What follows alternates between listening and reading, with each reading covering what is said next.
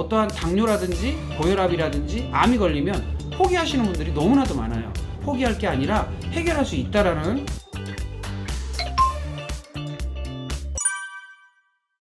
안녕하세요. 푸드닥터 정대희 박사입니다. 반갑습니다. 체질심리상담소입니다. 그래서 체질 관련한 분석을 통해서 몸을 치유하는 부분과 그 다음에 마음을 치유하는 부분, 이렇게 또 관계, 우리 인간관계 때문에 고통스럽잖아요. 그래서 인간관계를 잘 회복시키는 그런 상담소라고 보시면 되겠습니다. 네, 이거는 지금 태양인 태음인, 소양인 소음인이라고 말하는 것은 사상체질, 그래서 4가지 모습으로 보이는 후천 체질이라고 해서요, 우리가 그동안 살아온 생활 습관이나 식습관에 의해서 형성된 체질을 말하고요. 저는 주로 이제 선천 체질이라고 해서 태어나면서부터 부여받은 체질과 여러분들이 갖고 계신 후천 체질을 종합적으로 보는 것이고요. 그리고 여러분들이 가지고 계신 생활 습관, 그 다음에 식습관, 그리고 모든 직업과 관련된 스트레스 요인까지 다 분석해서 전체적으로 몸을 회복할 수 있는 방법을 찾아드리는 일을 하고 있습니다. 현대의학은 데이터 중심이라고 하시잖아요. 보통 이제 과학적이다라고 하긴 하는데, 참 약간은 조금 저도 거기에 대해서 과학적이라는 것이 항상 옳은 것은 아닌 것처럼, 인간의 몸은 과학으로만 설명할 수 있는 건 아닙니다. 그래서 과학으로 설명할 수 없는 부분은 굉장히 많은 부분하고 상관관계가 있거든요. 그런 부분들을 면밀하게 분석하고, 또 그동안 쌓여져 있는 노하우나 또 저희가 경험한 것들을 반영을 해서 여러분들이 갖고 있는 여러 가지 질병 요인이라든지 마음의 상처, 그 다음에 심리적 요인까지 두루두루 살펴서 몸을 회복시키는 방법을 찾아내는 것이 중요한 요소고요. 이걸 갖다가 이제 자연치유 또는 기능의학이다, 또는 균형의학이다 라고 말하고 있습니다. 그래서 비약물, 비수술, 비시술, 즉 현대적으로 봤을 때는 의료법하고는 관계가 없고요. 의료 행위는 전혀 일치하지 않고, 여러분들을 상담을 통해서 생활습관을 교정하는 방법, 식습관을 교정하는 방법으로 치유를 할 수 있는 그러한 방법들을 알려드리는 곳이라고 보시면 되겠습니다. 병원을 신뢰하지 못하시는 분들이 좀 많이 찾아오시고요. 그리고 병원에서 포기하신 분들, 그래서 여러 가지 치료법을 사용하고 여러 가지 방법을 써봤는데 잘 치료가 안 돼서 만성적으로 고생을 하고 계신 분들이나, 또는 앞서 말한 대로 그 2가지 방법이 다 안 되고 우리가 평생 끌고 가야 되는 병들이 있죠. 만성질환이라고 하는데, 그 만성질환에 시달리는 분들, 그리고 미병이라고 해서 데이터에는 나오지 않으나 우리가 아픈 것들이 있잖아요. 보통 이제 어디가 아파서 병원에 가가지고 이렇게 검사를 해봐도 아무것도 나타나지 않는 분들, 이런 분들이 주로 오시고요. 그리고 이제 정신질환 중에서도 알고 계시는 ADHD, 그 다음에 분노조절장애, 그 다음에 자폐증, 우울증, 불면증 같이 약간 고치기가 어려운 불균형에서 일어나는 증상들을 해결해주는 일을 하고 있습니다. 제가 하고 있는 일은 예방의학의 개념입니다. 그래서 예방의학이라는 것은 병이 나타나기 전에, 아프기 전에 우리가 스스로 관리를 해서 나한테 맞는 관리법, 식습관, 그리고 운동습관, 생활습관, 그 다음 환경의 조건들을 다 알려드리고, 심지어는 이제 어떤 직업이 나한테 맞고 어떤 직업은 나한테 스트레스 요인으로 작용하거나, 또는 나한테 병을 유발할 수 있는 직업군들은 좀 피하시고, 이런 것들, 그 다음에 인간관계도 내가 힘들어하는 인간관계, 이런 것들을 알려드려서 건강을 지킬 수 있는 방법을 찾아드리고요. 2번째로는 이미 발병을 해서 아픈 분들, 그 다음에 질병 중에 있는 분들은 그 질병에서 해방될 수 있도록 조건, 그러니까 회복의 조건을 잘 만들어서 많은 치료들이 효율적으로 치료가 빨리 일어나서 회복되실 수 있도록 제반 조건을 만들어 드리는 역할을 하고 있습니다. 이 책은 제가 저술한 책인데요, 의학을 옛날 우리 조상님들이 물려주신 명리학이라는 학문을 통해서, 통계를 통해서 체질을 분석하는 방법을 제가 연구했습니다, 그동안. 그래서 그 연구를 통해서 집필한 책이고요. 현대적으로 해석을 해서 현대인들한테 필요한 부분만을 담은 책입니다. 그래서 명리의학이라는 새로운 개념을 제가 이제 창시해서 만들어 온 거고요. 밑에 있는 이제 체질학이라는 책도 있는데요. 이게 오히려 쉬운 책입니다. 요거는 이제 초보자들이 쉽게 이제 접근해서 공부를 하고 개념을 파악하는 거고요. 요거는 조금 더 깊은 의미의 내용을 갖고 있습니다. 그래서 모든 것은 자연 질서의 범위 안에서 일어나고요. 자연 질서가 나하고 맞았을 때 건강을 유지할 수 있다는 개념이 담아져 있습니다. 네. 그런 건 아닙니다. 우리가 보면 이제 사주팔자가 점만 본다고 생각을 하거나 사주팔자는 운명에만 쓰인다라고 생각을 하시는데, 사주팔자라고 하는 글자는 자연의 법칙을 말하는 겁니다. 그리고 통계학적인 개념이기 때문에 이건 어떤 분야로 해석을 하느냐에 따라서 상당한 차이가 있습니다. 지금에 알고 계시는 한의학도 명리학에서 나온 거고요.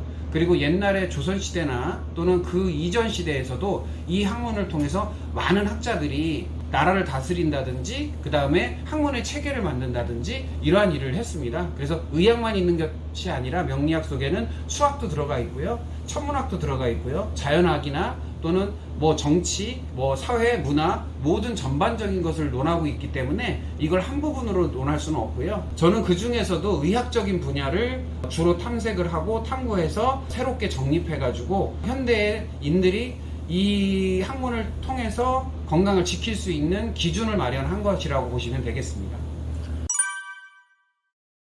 우리가 인간이 태어나면서부터 부여받은 체질이라는 것은요, 자연계에서 우리가 보면 쉽게 설명드리면 봄에 심어진 씨앗과 여름에 심어진 씨앗, 가을에 심어진 씨앗, 그 다음에 겨울에 하우스에서 심어진 씨앗 다 틀리지 않습니까? 같은 배추씨라고 해도 어느 계절에 태어났느냐에 따라서 그 성질이 다르고 맛도 다르듯이 인간도 똑같습니다. 그래서 인간이 어떤 시점에 태어났느냐에 따라서 그 기준이 다르고 그 에너지가 다르고 그 다음에 체질이 다르다라는 관점이거든요. 그를 기준으로 해서 우리가 생활을 하면서 수년간 어떤 습관이나 생활 패턴을 통해서 바뀌어져 나온 것들이 후천체질, 즉 여러분들이 보여지고 있는 모양, 얼굴의 모양, 몸의 모양, 그 다음에 성격의 모양을 보고 하는 사상체질이라든지 팔상체질, 이게 후천체질학이고요. 여러분들이 알고 계시는 기본적인 소양, 우리가 뭐 급한 성격으로 태어났는지 아니면 느긋한 성격으로 태어났는지 이러한 기본적인 소양들이 선천체질에 가까운 것입니다. 그래서 그 두 가지를 같이 비교를 해서 내 장기와 내 몸에서 나타나는 현상들을 잘 분석하면 내가 먹을 수 있는 음식과 먹지 못하는 음식을 구분할 수가 있습니다. 이를 통해서 음식을 구분하는 일을 하고 있고요. 나한테 소화분해 흡수, 저장, 그 다음 배설이 잘 되는 음식을 드시게 되면 건강하게 지낼 수 있는 기본 바탕이 되고요. 그 다음에 그렇지 못한 음식을 자꾸 드시게 되면 몸이 점점 쇠약하게 됩니다. 그래서 지금 주변에서 음식을 잘 가려 드시는 분, 즉 나한테 맞는 음식만 드시는 분들은 건강하고 나이가 드셔도 아주 생기 있고 멋지게 사시는 분들이 많고요. 이와는 반대로 어렸을 때부터 병치레를 하고 나이가 들어서도 계속 잔병치레를 하시는 분이거나 만성질환에 시달리시는 분들을 자세히 들여다보면 맞지 않는 음식을 주로 많이 드시는 분들이더라고요. 그래서 그런 부분들을 이제 교정하는 역할을 하고 있다고 보시면 됩니다. 젊은 시절에 한 20년도 넘었어요. 제가 이제 IT 분야에서 전공을 하고 전자계산과 출신입니다. 그래서 머리 구조가 논리적인 사람이에요. 그러다 보니까 IT 그때 한참 2000년대에 이제 닷컴 바람이 불고 그 닷컴 바람에 열심히 일했던 사람입니다. 하루에 뭐 2-3시간만 자고 밤새서 일하던 시절이 있었거든요. 그거를 한 몇 년 했더니 몸이 상해서 신장이 완전히 망가졌었습니다. 그래서 병원에서 들은 이야기는 투석을 해라. 그리고 투석하면 한 10년 정도밖에 살지 못한다 라는 선고를 받습니다. 그래서 그때부터 이제 고민스러워진 거죠. 왜냐면 내가 투석을 할 것이냐. 그래서 투석을 시작해서 그대로 10년 동안 투석을 한 다음에 인생을 마감해야 될 것이냐, 아니면 이걸 어떠한 방법으로 다시 회복시킬 수 있는 것인가에 대한 고민을 하게 됩니다. 그때부터 공부가 시작됐고, 그때부터 소위 말해서 이제 병원에서 할 수 있는 방법이 없었기 때문에 한의학적인 공부를 이제 시작했거나 또는 다른 지식들을 이제 찾아보기 시작했고요. 그 중에서도 조상님들이 물려주신 이 통계의학, 이 통계적인 방법을 통해서 나의 몸을 바꾸는, 그리고 나에게 맞는 음식과 맞지 않는 음식을 바꾸는 그러한 부분을 이제 알게 됐고요. 그리고 제 식습관이 너무나도 잘못되어 있다는 것을 알았습니다. 그래서 그때부터 바꾸기 시작해서 지금은 신장 문제로 벌써 죽었어야 되는데 아직도 살아있고요. 그 다음에 그 일이 일어난 지가 벌써 30년 가까이 되는데 지금도 멀쩡하게 살아있는 거 보면 제가 하는 방법, 제가 쓴 방법이 아주 어떻게 보면 정확하게 맞았다라는 거고요. 결국에는 몸에 일어나는 모든 현상은 음식에 의해서 만들어지고 형성이 된다고 봅니다. 내 몸이 그냥 자라난 것도 아니고요. 그만큼 내 몸이 유지되는 것도 다 음식에 의해서 유지되고 있지 않습니까? 그래서 음식을 바꾸지 않으면 내 몸도 바뀌지 않는다. 그래서 내가 어떻게 보면 살찐 몸이 된다라는 것은 살찐 패턴의 음식을 먹고 있고, 또는 내가 마른다라고 하면 마른 패턴의 음식을 먹고 있다라는 거죠. 나한테 맞느냐 안 맞느냐, 또는 나에게 어떤 모양을 형성하게 하는 음식을 먹느냐에 따라서 내 인생이 달라지고 내 마음의 상태, 심리의 상태도 어떠한 일정한 규칙에 의해서 달라진다는 것을 알았다는 겁니다. 그래서 그것을 학문적 체계를 만들기 시작하고 그것을 조사해서 꼼꼼히 분석해서 임상하고 정리한 것이 지금의 학문이 된 것입니다. 그래서 옛날에는 조선시대 때에는 우리 세종대왕부터 시작해서 고관대작이라고 하죠. 그래서 지배계층이라든지 선비들, 그 다음에 여러분들이 알고 계시는 율곡 선생이나 퇴계이황 선생, 남명조식 선생, 이런 분들이 다 이 학문에 대해서 조예가 깊었습니다. 그런데 그분들이 점을 봤다는 얘기는 하지 않았죠. 그래서 학문이라는 것은 어떻게 쓰느냐에 따라서 틀리다라는 것을 말씀을 드리고요. 이것을 발견한 저는 제가 기독교인임에도 불구하고 이게 잘못된 방향으로 사용하고 있구나라는 것을 알았고요. 그걸 통해서 이제 바른 방향으로 사용하는 방법을 찾아내기 시작한 겁니다. 그래서 학문을 새로운 현대적인 방법으로 바꾸게 되었고요. 이걸 새롭게 정립하게 됩니다. 제가 아까 서두에도 말씀드렸지만 저는 전자계산과 출신입니다. 그래서 머리 구조가 논리적이지 않으면 용납도 안 되고요. 납득도 되지 않고 이해가 안 되면 넘어가지 않습니다. 그래서 머리 구조는 항상 and와 not, 내가 어떻게 논리성을 갖추고 있느냐를 정확하게 파악하지 않으면 넘어가지 않는 것이죠. 그래서 처음부터 끝까지 이 학문이 무엇을 말하고 있는지를 찾아내기 시작했습니다. 그래서 자연의 질서 체계와 인간의 몸의 질서 체계가 균일하게 뭔가 상호작용하는 거 있구나, 이거를 조상님들은 이미 알고 있었구나 라는 것을 알게 되었고요. 이거를 빨리 현대사회에 적용하게 해서 인간의 몸, 즉 우리가 몸을 어떻게 관리할 것인지를 알게 해야겠다라는 계몽적 차원에서 열심히 지금 노력하고 있고요. 지금 대학이나 또는 학교나 또는 유관기관에서 공부를 가르치고 있습니다. 그리고 이쪽에 관련된 사람들을 많이 양성하려고 노력 중에 있습니다. 음식을 가려 먹고 살게 된 거죠. 쉽게 말하면 회복의 조건을 만든 겁니다. 기존에는 몸도 일단은 스트레스 요인이 많았고, 그 다음에 잠도 굉장히 수면량도 적었고, 물도 제대로 먹지 않고 일을 했으니까요. 그리고 저한테 안 맞는 음식을 그것만 골라서 먹었더라고요. 그래서 그거를 다 끊고 제가 이제 주로 먹지 말아야 될 게 뭐였냐면 매운 음식이었어요. 매운 음식에 밀가루 음식, 그 다음에 우리가 흔히 말하는 김치, 그래서 배추김치, 무김치, 그 다음에 화이트 푸드라고 불리우는 가을철에 나오는 음식들이 저한테는 안 맞는 음식이더라고요. 그래서 그 음식을 실험적으로 끊어봤습니다. 제가 먹지 않고 다른 음식, 나한테 맞다라고 생각하는 음식들을 체질 분석에 의해서 맞다라고 생각하는 음식은 꾸준히 먹고, 맞지 않는 음식은 아예 단절을 시켰습니다. 그때부터 몸의 변화가 굉장히 많이 일어났고요. 그때는 몸이 굉장히 허약하고 건강도 안 좋았고 피부 상태도 너무 안 좋았고 여러 가지로 몸이 상태가 안 좋았었는데 지금은 되게 좋아졌거든요. 좋아진 이유가 결국에는 내가 몸의 균형을 맞췄고, 그 다음에 회복될 수 있는 조건을 맞췄고, 그 음식을 통해서 내가 흡수 분해되는 음식을 통해서 내가 공급을 제대로 받았기 때문에 다시 회복됐다라고 저는 보고 있고요. 그런 사례는 이미 임상을 통해서 수없이 많은 사람들한테 지금 이미 적용을 해서 회복시킨 사례들이 있습니다. 그래서 그 부분은 제 블로그나 언론 기사라든지 이런 또 책에서 나오는 사례라든지 이런 걸 통해서 너무나도 많고요. 전국에 저를 만나서 회복된 분들이 상당수가 있기 때문에 그런 증거들은 너무나도 많고, 다만 이제 이것을 신뢰하고 따를 것이냐 안 따를 것이냐가 이제 문제거든요. 그런데 이제 대부분 이제 병원에 먼저 가시고 병원에서 먼저 해결을 해보신 다음에 안 되니까 저를 찾아오다 보니까 제가 잘 회복시킴에도 불구하고 먼저 오시진 않습니다. 지금까지 이제 보통 다 포기한 상태로 오시는 분들이 대부분이었고요. 이런 분들은 이제 현재 유튜브를 통해서 찾아오시거나 어떤 정보를 통해서 이야기를 듣고 또는 전에 듣고 오신 분들은 거의 대부분 회복을 하거나 회복한 상태입니다. 저는 그거에 대한 보람을 느끼고 있고요. 열심히 잘 하고 있습니다. 네.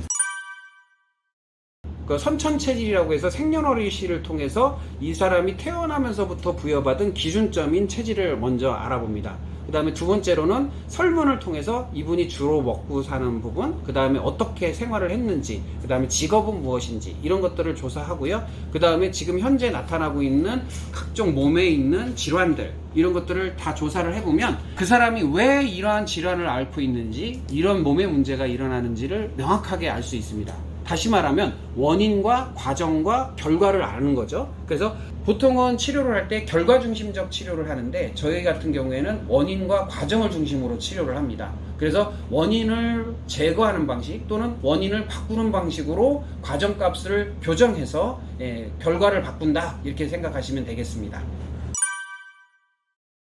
일단은 먼저 온라인으로 저희가 이제 접수를 하게 되면 카톡이나 문자로 설문지를 보내드립니다. 그걸 미리 작성하고 오시게 됩니다. 그러면 이제 생년월일과 그분이 기존에 생활하던 패턴, 그 다음에 무엇을 좋아하고 무엇을 안 좋아하시는지, 그리고 어떠한 직업을 갖고 있는지, 어디 부분이 아픈지를 확인하게 됩니다. 그리고 나서 오시게 되면 현장에 와서 일단 양자 측정기라는 것을 통해서 몸의 상태를 어느 정도 확인하게 됩니다. 자, 양자 측정을 해보실까요? 1분간 측정을 하게 됩니다. 지금은 이제 양자 측정을 하는 과정이고요. 양자 측정을 할 때는 몸의 미세 전류를 흘려보내서 모든 장기가 갖고 있는 전압값이 있습니다. 전류값이. 그 전류값이 정상적으로 그 범주 안에 있는지를 확인하는 겁니다. 그래서 기능적으로 문제가 있는지 없는지를 확인하는 거고요. 전류값이 약하면 그만큼 기능이 떨어지는 거고요. 전류값이 너무 과잉하면 그만큼 오버플로우, 즉 과잉한 상태, 과열된 상태라고 보고 판단을 하게 됩니다. 그래서 어느 부분이 과잉한지, 어느 부분이 약해져 있는지 또는 강해져 있는지를 확인한 다음에 기준을 잡습니다. 지금은 이제 측정 중이고요. 측정한 것을 이제 데이터로 한번 뽑아보도록 하겠습니다. 측정 시간은 1분 정도 걸리고요. 그거를 이제 전신에 전류를 흘려 보내서 그 전류값, 미세 전류가 데이터를 가져오게 됩니다. 이제 측정은 끝났습니다. 자, 데이터 값을 한번 보도록 하겠습니다. 데이터 값을 보면요, 처음에 이제 혈류 순환계부터 보이게 됩니다. 그래서 이 가운데 초록색 부분은 이제 정상 수치라고 하고요, 파란색 부분은 경도 이상이라고 합니다. 그래서 약간 이상하다라는 거죠. 요건 이제 편차가 있기 때문에 보통은 초록색 라인에 있거나 그 다음에 파란색 라인에 있으면 정상에 가깝다 이렇게 얘기를 하고요. 그 다음에 노란색에 가 있으면 이제 경계 대상입니다. 그래서 여기는 관리를 해야 된다라는 의미고요. 빨간색 라인이면 병원에 가서 한번 알아보셔야 된다라는 의미가 됩니다. 그래서 일단은 이거는 100% 신뢰한다기보다는 참고 자료이기 때문에 일단 우선적으로는 확인할 필요가 있어서 확인하겠습니다. 혈액 점도가 너무 높다라고 나오고요. 그 다음에 혈액 지질이라는 것이 높다라고 나옵니다. 그리고 혈관 탄성이 떨어지고 그 다음에 좌심실 유효 펌프력이 떨어진다고 나옵니다. 전체적으로 혈관 상태가 나이에 비해서 조금 안 좋은 상태거든요. 그 다음에 두 번째로는 여기에 보시면 데이터에 보시면 이제 위장 기능을 살펴보겠습니다.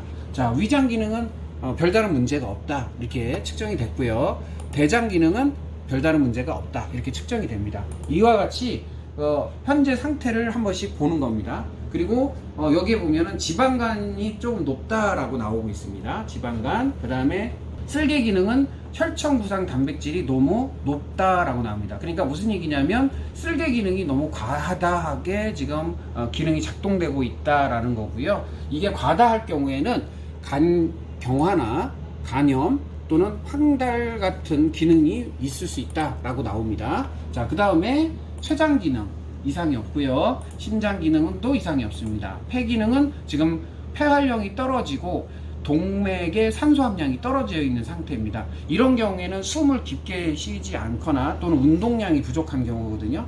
그래서 이런 분들은 또 운동을 좀 시켜야 되는 부분도 있고요. 그 다음에 폐활량을 늘리기 위해서 호흡법을 달리하도록 이제 지도를 하게 됩니다.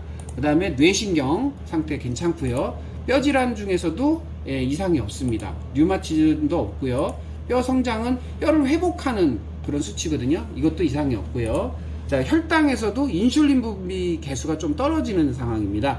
그래서 인슐린 분비 개수가 이렇게 장기간 떨어지게 되면 당뇨로 가게 되기 때문에 이 부분도 이제 교정이 좀 필요한 거죠. 그래서 음식으로 이 부분도 회복시킬 수가 있습니다. 그 다음에 미량 원소. 그래서 내 몸에 가지고 있는 원소들, 칼슘이나 철이나 아연이나 셀레늄 등 이렇게 미량 원소들은 정상적으로 보이고요. 그 다음에 비타민 중에서도 B1과 B6가 지금 부족하다고 나오고 있습니다. 아미노산은 트립토판이라는 게 지금 높게 나오고 있는데요. 이렇게 이제 아미노산 중에서도 트립토판이 높으면 약간 외부적인 스트레스가 있다, 이렇게 볼 수도 있습니다. 자, 그 다음에 코엔자임은 코엔자임 Q10이라고 해서 혈액 상태가 조금 안 좋다, 이렇게 볼 수가 있고요. 예, 전반적으로 봤을 때는 다른 부분보다도 혈액 상태가 전체적으로 안 좋다라고 보고요. 그 다음에 농약 잔류물 수치가 높습니다. 이런 분들은 이제 대부분 이제 물을 잘 안 드시는 분들이 많고요. 그다음에 중금속 수치나 기본 체질 수치에서도 pH 수치가 낮은 거 보면 물을 안 드시고 계신 거가 이제 알 수가 있습니다. 그 다음에 알러지, 자, 면색약 알러지 지수가 높은 것도 물을 안 드셔서 일 가능성이 높고요. 이분의 같은 경우에는 비만을 보면 지금 비정상 지질대사 개수가 너무 낮습니다. 그래서 이 개수를 높여야 되는 또 숙제가 있고요. 그 다음에 중성지방 이상 개수는 높습니다. 그래서 이 부분을 이제 보통은 이제 몸에 체형이 안 맞거나 또는 이제 비만증이신 분들은 이 수치가 정말 안 좋거든요. 갈색지방 조직도 이상 개수가 있고요. 그 다음에 중성지방 이상 개수도 있습니다. 이런 부분들을 이제 음식을 통해서 이제 교정하게 됩니다. 자, 그다음 피부 면역 개수나 수분 지수 또는 각질 지수가 높은 걸 보면 역시 몸에 체수분이 부족하다라는 것을 느낄 수가 있고요. 그 다음에 눈 부분도 지금 눈세포가 활성화되어 있고 시각 피로가 상당히 높은 상태입니다. 다음에 콜라겐은 이제 물주머니라고 하죠. 그래서 지금 지방대사 쪽에 물주머니가 없다, 이런 경우에는 지방은 쌓여도 지방을 분해하지 못하는 지금 상태다. 그래서 지방대사에 대한 부분을 조금 신경을 써야 되는 지금 상황이고요. 이게 제일 큰 문제라고 볼 수가 있습니다. 이렇게 지방대사가 안 되면 지방간 쪽으로 갈 가능성이 높거든요. 그래서 아까도 간 기능에서 지방간 기운이 있는 거 보니까, 그 지방간 수치가 있는 거 보니까 그런 가능성이 좀 높겠죠. 그 다음에 눈이나 피부나 또는 순환기관, 그 다음에 운동기관에 물주머니가 없다라고 보면 됩니다. 콜라겐은 물주머니에서 유연성을 갖게 하는 건데, 이렇게 자꾸 이제 물주머니가 쪼그라들면 이제 뻣뻣해지는 거죠. 몸이 뻐근해지고 뻣뻣해집니다. 경락은 문제 없고요. 맥박 및 뇌혈관도 문제가 없고요. 그 다음에 혈액 지질도 문제가 없고요. 전립선, 남성 성기능, 그 다음에 전체적으로 문제가 없습니다. 요거는 그래서 종합보고서를 들여다보면 제일 문제는 비만이거든요. 많이 주의할 것이라고 나오죠. 비만증이나 콜라겐이 문제가 있는 부분들을 어떻게 할 것인지를 이제 컨설팅을 하게 됩니다. 그리고 나머지 항목들이 이렇게 굉장히 많은데 이 항목들을 줄여나가는 역할을 합니다. 수치를 그렇게 이제 처음 측정하신 내용을 보고, 그 다음에 본인이 가지고 있는 선천적 체질을 보고, 지금 현재 기계값으로 나오는 측정값을 보고, 그 다음 그것을 종합 분석을 해서 이것을 어떻게 개선할지, 음식을 통해서 어떻게 개선하고 운동 처방을 통해서 어떻게 개선할지를 알려드리고, 그것을 매일매일 데일리 관리를 통해서 점점 회복시켜주는 역할을 하고 있는 것이라고 보시면 됩니다. 보통은 우리 병원에 가시면 의사 선생님 만나면 어떻게 하죠? 보통은 접수하고 의사 진료실에 들어가면 5분 앉아 있다 나오시잖아요. 그런데 저희는 5분이 아니라 1시간을 앉아 있으셔야 됩니다. 왜냐하면 아주 꼼꼼하게 그 사람의 몸의 상태, 심리 상태, 환경의 상태를 다 조사를 하게 됩니다. 그 다음에 매일같이 그분이 드시는 음식, 컨디션, 그 다음에 어떠한 변화치를 계속 점검을 해서 정확하게 그분이 먹어야 되는 것과 먹지 말아야 될 것, 생활의 습관 같은 것을 교정해 나가는 것이죠. 그래서 길게는 석 달, 짧게는 한 달 정도면 이렇게 교정이 가능합니다. 그렇게 되면 회복의 조건을 만들게 되고요. 점증적으로 건강한 모습으로 이제 바뀌게 되죠. 그래서 보통 저희가 이제 후기를 보면 한 달, 두 달, 석 달 이렇게 지나신 분들을 보면 굉장히 몸이 좋아졌다. 그 다음에 뭐 피곤도도 사라졌다. 만성적인 문제가 있었던 것들이 사라졌다. 그리고 그동안 잠을 잘 못 잤던 거, 그 다음에 소화가 잘 안 되던 거, 이런 것들이 다 개선된다라는 이야기를 많이 듣거든요. 결국에는 인간은 잘 먹고 잘 싸고, 그 다음 잘 자고, 잘 웃고, 잘 활동할 수 있는 조건을 만들어주는 게 그게 최고의 건강이라고 생각합니다. 그래서 약물보다는 나의 생활이나 생활 습관이나 식습관, 그 다음에 환경의 조건을 바꾸는 것이 더 우선이 돼야 되고, 앞으로 계속 데미지를 입는, 나의 삶에, 나의 몸에 데미지를 입는 조건들을 제거해 나가고, 그 다음에 나에게 좋은 조건을 자꾸 만들어서 건강하게 유지하는 것이 관리라고 생각을 하고 있습니다.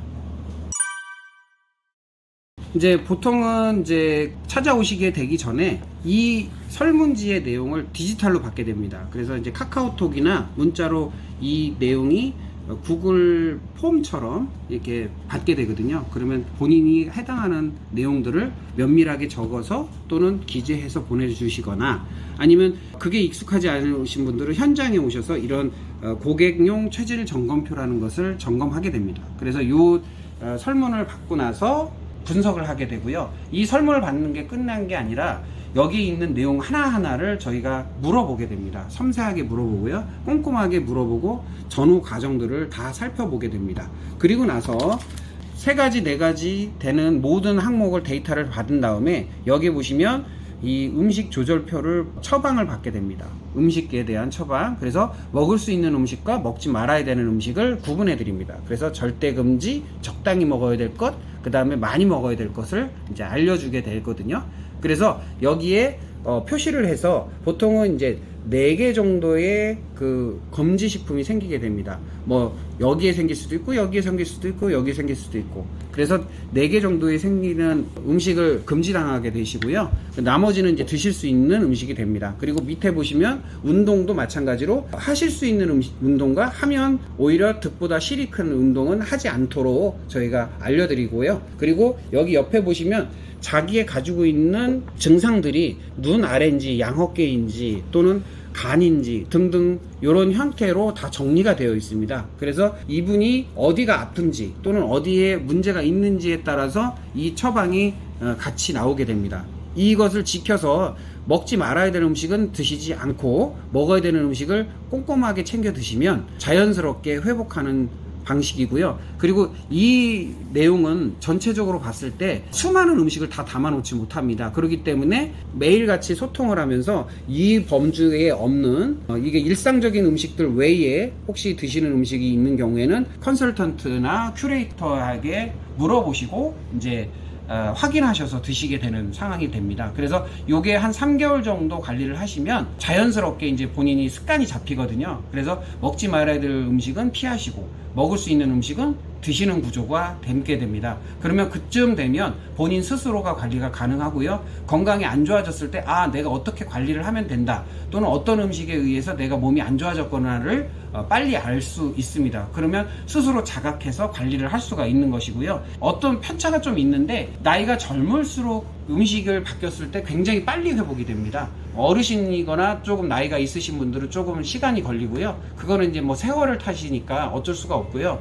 다만 성장기의 어린이들, 어렸을 때부터 이게 음식을 구분해서 먹게 하고 섭취하게 되면 성장기에 우리가 보면 성장 발육에 우리가 보면 저해 요소를 최대한 줄여가면서 성장하게 됩니다. 그러면 몸도 건강하지만 마음도 건강하게 심리적으로도 안정된 성장을 시킬 수가 있고요. 제가 가장 권하는 거는 뭐냐면 성장기에 제일 중요하다라고 생각을 합니다. 그래서 성장기에 안 아프고 잘 클 수 있도록 그 음식을 조금 구분해주고 가려주는 그러한 것들이 좀 필요하지 않겠느냐라는 거고요. 그 다음에 청년기나 장년기에는 보통 우리가 직장 생활을 열심히 하고 피로도가 높은 때이기 때문에 그 피로도 물질을 최소화할 수 있는 조건을 만들고 컨디션을 최대로 끌어올릴 수 있는 조건을 만들 수가 있습니다. 그리고 중년기에는 잔병치레라든지 만성질환에 노출이 되지 않는 예방이 되고요. 노년기에는 우리가 중병이나 또는 노년에 걸릴 수 있는 여러 가지 각종 심각한 치료가 잘 안 되는 질환에서 해방이 될 수 있도록, 그리고 그것에 노출이 되지 않도록 미리 조치를 할 수 있는 방법이기도 합니다. 지금까지 보면 고혈압, 당뇨, 그 다음에 치매 환자뿐만 아니라 그 만성질환으로 시달렸던 분들이 많이 해결이 됐거든요. 그리고 이거를 통해서 정신적으로 또 심리적으로도 안정감을 찾았다라는 분들도 상당히 많습니다. 그래서 우리가 뭐 우울증이라든지 불면증이라든지 그 다음에 자폐증이라든지 과잉 행동 장애라든지 분노 조절 장애도 이 음식의 에너지에 의해서 발생되는 경우가 많기 때문에 내가 뭐든지 나타나려면 에너지가 없이는 나타나지 않습니다. 우리가 예를 들어서 한 달 굶으면 힘을 쓸 수가 없는 것처럼 화가 자주 나는 사람은 화가 나게 하는 음식을 먹는 거고요. 짜증이 자주 나는 분은 짜증이 나게 하는 음식을 먹고 있는 거거든요. 그 에너지가 많기 때문에 그게 자꾸 발현이 되는 겁니다. 그래서 성격 형성에도 굉장히 많은 영향을 주기 때문에 긍정적인 성격이 되게 만들려면 음식을 균형 있게 먹는 것이 중요합니다. 어떤 부분에 있어서 성격 급한 것도 성격 급한 것이 긍정적으로 나올 것이냐 부정적으로 나올 것이냐는 그 균형감에 의해서 나타나는 거거든요. 예를 들어서 너무 많이 먹어서 너무 해당하는 음식을 너무 많이 먹어서 성격 급하면 실수가 더 많아지고 또는 몸이 다치는 경우가 생기는 것처럼 몸이 빠르다 또는 일 처리가 빠르다는 것은 장점인데 이게 너무 과잉하면 몸을 다치게 됩니다. 그래서 이러한 것처럼 내가 에너지가 적절하게 만들어주는 것이 중요하다라고 말씀을 드리겠습니다. 네. 자, 보시면 여기에 보시면 생년월일시라는 것을 받게 되어 있습니다. 생년월일시를 받게 되면 보통은 이제 핸드폰에서 이제 앱이 있는데요. 이렇게 만세력이라고 하는 어플이 있습니다. 이걸 해석하는 힘이거든요. 그래서 이게 천차만별로 해석을 하는데 이게 체질을 해석하는 방법이기도 합니다. 그래서 그 사람의 에너지 구조를 분석을 해서 그 사람이 갖고 있는 체질을 알 수 있는 방법을 해석하는 겁니다. 근데 이 해석하는 방법이 제가 이제 만들어 놓은 체계고요. 그리고 그 시스템 안에서 이분이 어떤 것을 먹어야 되는지, 먹지 말아야 되는지를 분석하는 아주 섬세한 방법이 있습니다. 이것은 이제 영업 노하우라서, 이거는 이제 학문적인 거고, 이제 많은 공부가 필요하기 때문에 하루 이틀에 이제 완성되는 건 아니고요. 오랜 동안 공부를 해야 되고 연습이 필요하고 임상이 필요한 내용입니다. 그래서 보통은 이제 오시는 분들이 처음에는 이제 생소하다. 그 다음에 이거 낯설다. 그리고 이런 방법으로 과연 문제가 해결될까? 이런 마음으로 오시는 분도 계시고요.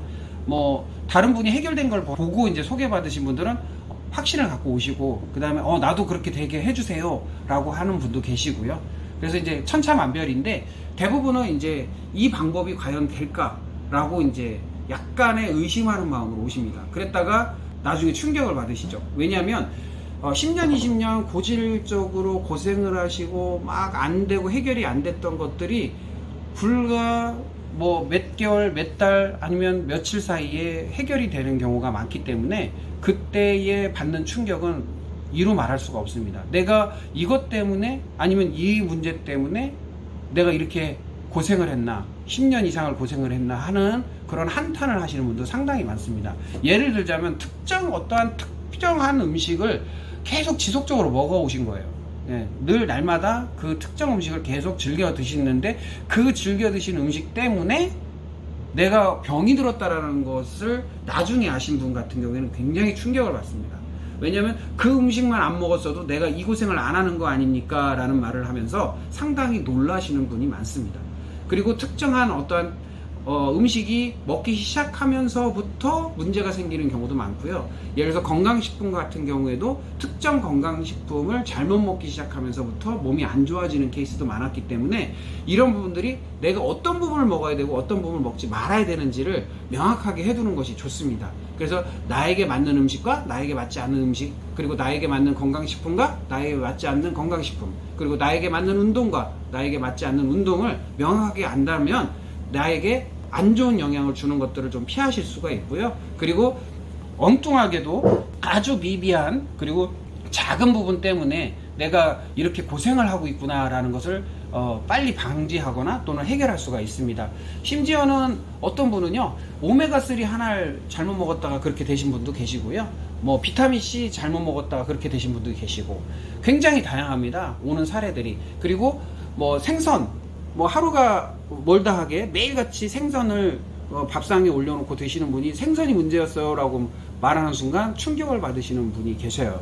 그래서 뭐 한 1, 2주 정도 생선을 안 먹었더니 내가 몸이 회복되더라 이렇게 얘기하시는 분도 꽤 많습니다. 그렇기 때문에 특정한 이유 불문을 막론하고 특정 음식에 의해서 반응을 하시거나 그로 인해서 몸이 안 좋아진 케이스가 상당 부분 있기 때문에 그 부분을 알아보시는 것이 중요합니다. 어떤 음식이 나한테 맞고 어떤 음식은 안 맞고 모든 음식이 죄가 있는 건 아니거든요. 모든 음식이 문제가 있는 건 아닙니다.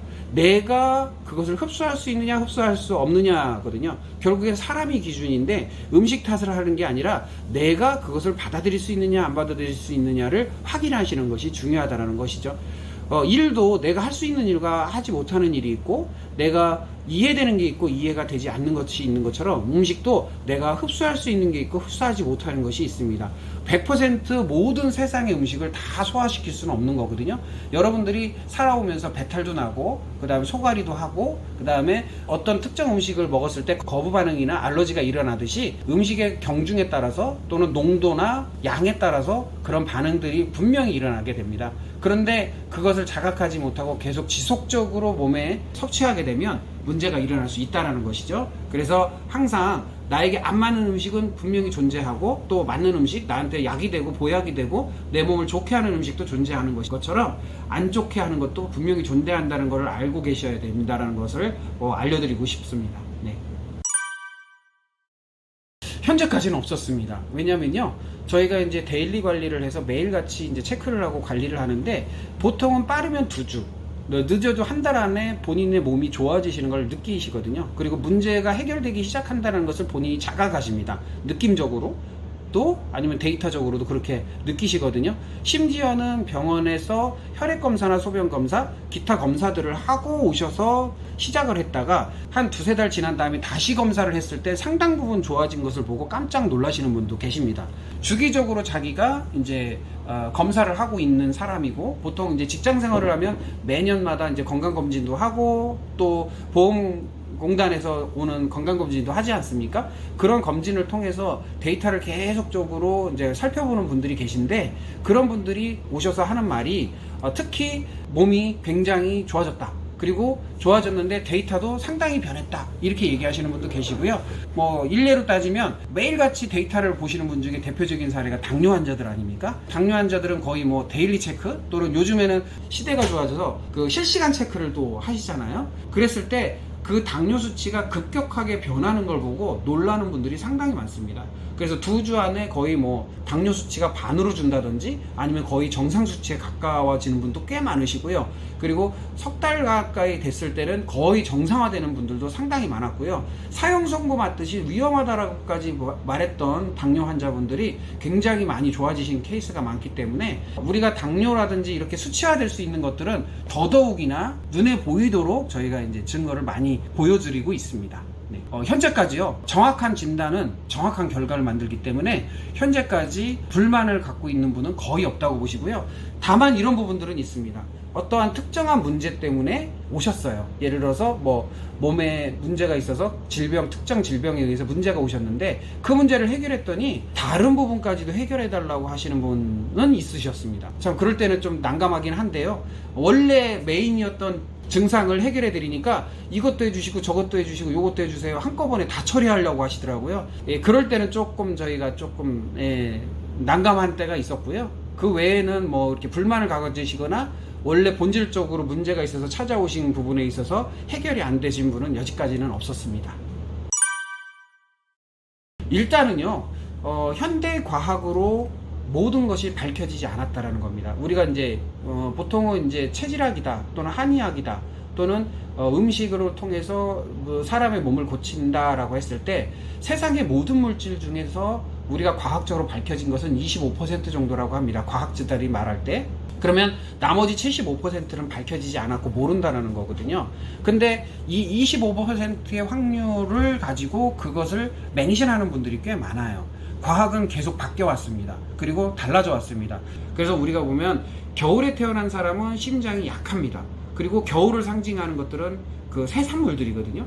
근데 그 해산물들이 심장을 약화시킬 수 있다는 것을 이해해야 되는데 그 심장이 강한 사람들한테는 괜찮은 음식이지만 심장이 약한 분들한테는 해산물이나 해초류가 별로 좋지가 않습니다.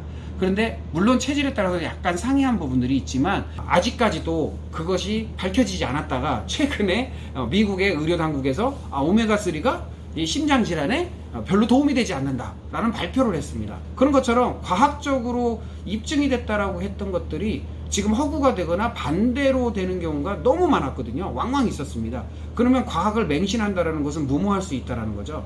그래서 우리가 과학을 맹신하는 것도 나에게 맞느냐 안 맞느냐가 중요한 것이지 과학이 모든 사람에게 맞는 것은 아닙니다. 통계가라는 것도 모든 사람을 다 100% 맞는 것이 통계가 될 수는 없거든요. 불특정 다수 중에 대부분의 사람에게 맞느냐 또는 어느 정도의 수준에서 맞느냐를 보는 것이잖아요. 그래서 과학이라는 것이 너무나도 다 맞는 것은 아니다라는 것입니다. 그래서 병원에서 다 못 고치는 거하고 똑같은 이치죠. 병원에서 모든 사람들이 다 회복되거나 살아나는 것은 아닙니다.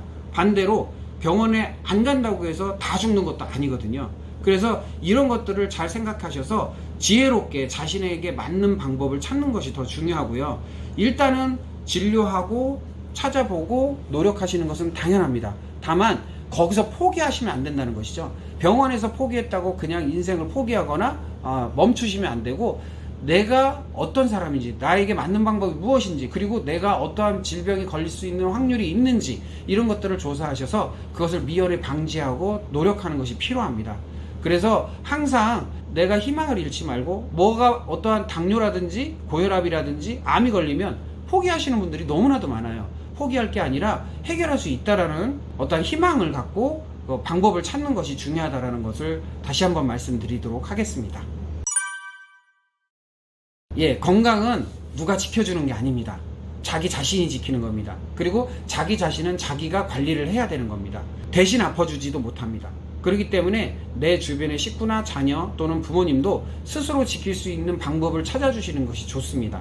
요즘은 수명이 길어지고 100세 시대라고 하잖아요. 아프면서 100세를 살 것이냐, 건강하게 100세를 살 것이냐, 수명 연장을 넘어서서 행복하고 건강한 삶을 추구하고 있습니다. 그러려면 우리의 삶이 어느 때보다도 관리가 굉장히 필요한 시대입니다. 그래서 관리를 잘해서 오랫동안 행복하게 건강하게 지낼 수 있도록 스스로 나의 체질과 나의 몸에 맞는 것이 무엇인지 안 맞는 것이 무엇인지를 명확하게 아는 지혜로운 삶이 되시길 부탁드리겠습니다. 감사합니다.